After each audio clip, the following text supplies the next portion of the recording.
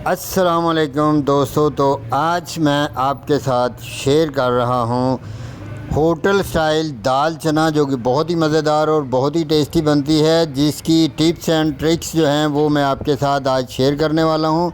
तो ये बहुत ही शानदार और एक ट्रेडिशनल किस्म की रेसिपी है। ये देखें, इसको बनाने में भी मक्खन इस्तेमाल होता है और जैसे ही हम इसको बनाकर सर्व करेंगे इसके ऊपर मक्खन का इस्तेमाल करेंगे। तो ये बहुत ही मज़ेदार और ज़बरदस्त किस्म की रेसिपी होने वाली है। तो अगर मेरी ये रेसिपी पसंद आए तो मेरे चैनल को सब्सक्राइब कीजिएगा। तो आइए जल्दी से रेसिपी को शुरू करते हैं। तो सबसे पहले हमने ली है एक दाल चने की एक पाव, तो उसको हमने तकरीबन 90% तक उबाल लिया है। दूसरी तरफ हमने ली है एक कढ़ाई, आप किसी भी बर्तन में बना सकती हैं। उसमें डालेंगे करीब हम आधा पाव के करीब घी डालेंगे। 2 मिनट कर ला। तो ये लेंगे कढ़ाई जैसे गर्म होगी, इसमें आधा पाव के करीब या 1 कप भर के हम घी का डालेंगे। और जैसे ही घी फुल गर्म होगा तो इसमें हम डालेंगे प्याज। 2 अदद प्याज लिए थे हमने बारीक से, और उनको बारीक काट लिया और उनको अच्छी तरह हम यहाँ पर ज़रा तेज़ आंच में इनको लाइट ब्राउन करेंगे। तो जैसे ही प्याज हमारे लाइट ब्राउन होंगे तो हम इसमें डालेंगे कटा हुआ अदरक और लहसुन। और याद रहे कि यहाँ पर हमने लहसुन और अदरक को कूटना या ग्राइंड नहीं करना है, ऐसे ही बारीक बारीक सी चॉप करके हमने इसमें शामिल कर लेना है। और इसको तकरीबन हमने भूनना है 2 से ढाई मिनट के बाद हम इसमें डालेंगे 2 अदद टमाटर। तो टमाटर डालने के बाद हमने उस वक्त तक इसको ज़रा अच्छी तरह भूनना है जब तक कि टमाटर इसमें मेल्ट नहीं हो जाते। तो जैसे ही देखिए टमाटर मेल्ट हो चुके हैं तो इसमें डालेंगे हम 1 चम्मच लाल मिर्च का, आधा चम्मच नमक का, आधा चम्मच हल्दी का, 2 चम्मच कुटा हुआ धनिया है, ये अजवाइन है थोड़ी सी, 1 चम्मच गरम मसाले का और आधा चम्मच जो है वो काले नमक का है। मसाला जात अपनी मर्ज़ी के मुताबिक आप कम या ज़्यादा भी कर सकते हैं, जैसा स्पाइसी आप खाना चाहें। लेकिन ये एक परफेक्ट रेशो है 1 पाव दाल के लिए, तो इसको आपने ऐसे ही इस्तेमाल करना है। तो लें जी, जैसे ही मसाला जात भुन जाएंगे तो घी जो है वो बिल्कुल ऊपर आ जाएगा और तरी हमारी खूबसूरत तैयार हो जाएगी। थोड़ा सा पानी डालने के बाद तरी को ठंडा करेंगे और आधा पाव के करीब हम इसमें शामिल कर देंगे दही को। और दही को उस वक्त तक भूनेंगे जब तक दही जो है वो ग्रेवी के हम रंग नहीं हो जाता। तो देखें, जैसे ही दही अपना रंग ख़त्म कर चुका है और तरी बिल्कुल साफ़ हो चुकी है, तो इसमें अब हम डालेंगे अपनी प्यारी सी दाल चने की, जिसको हमने तकरीबन 90% तक पहले ही गला लिया है।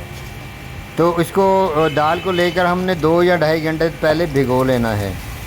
तो ये लें जी, इसमें हम शामिल कर देंगे और आंच थोड़ी सी तेज़ कर देंगे ताकि जो दाल में पानी है वो अच्छी तरह खुश्क हो सके। और इस मौके पर एक लीमू को काट कर हम इसमें निचोड़ लेंगे ताकि इसका जायका जो है थोड़ा सा स्पाइसी हो सके।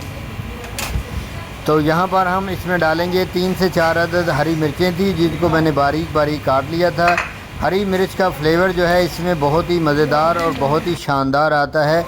तो ये देखें जी, पानी तकरीबन ख़त्म हो चुका है और दाल हमारी ये बिल्कुल भुन चुकी है। तो अब इस मौके पर हम इसमें डालेंगे बहुत ही प्यारा सा खूबसूरत सा कटा हुआ हरा धनिया, जो कि इसकी लुक को और इसके जायके को, इसके फ्लेवर को और भी ज़बरदस्त और मज़ेदार कर देगा।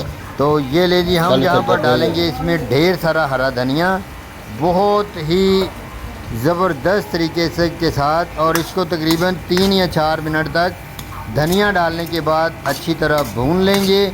तो जैसे ही धनिया भुन जाएगा इसमें, तो दाल जो है ये देखें बिल्कुल दाल ने ग्रेवी बेहतरीन बन चुकी है और तरी जो है घी को दाल ने छोड़ दिया है। बेहतरीन किस्म की जो दाल चना होटलों वाली है वो तैयार हो चुकी है। तो इस वक्त पर हम यहाँ इसमें शामिल करेंगे, ये हमारे पास मक्खन है, ये ऑप्शनल है। अगर आप इसमें मक्खन शामिल करना चाहते हैं, आपको पसंद है, तो यहाँ पर आप 1, 2 या 3 चम्मच मक्खन के डाल सकते हैं। मक्खन के साथ इसका जायका और भी 2 चंद हो जाता है और तरी भी इसकी बहुत मज़ेदार और खुशबूदार हो जाती है। तो इस मक्खन को डालने के बाद हम बिल्कुल हल्की सी दम वाली आंच पर इसको 2 से 3 मिनट तक पकाएंगे। और अब हम इसकी प्रेजेंटेशन करेंगे एक प्यारे से बर्तन में। ये देखें जी, दाल बिल्कुल तैयार हो चुकी है।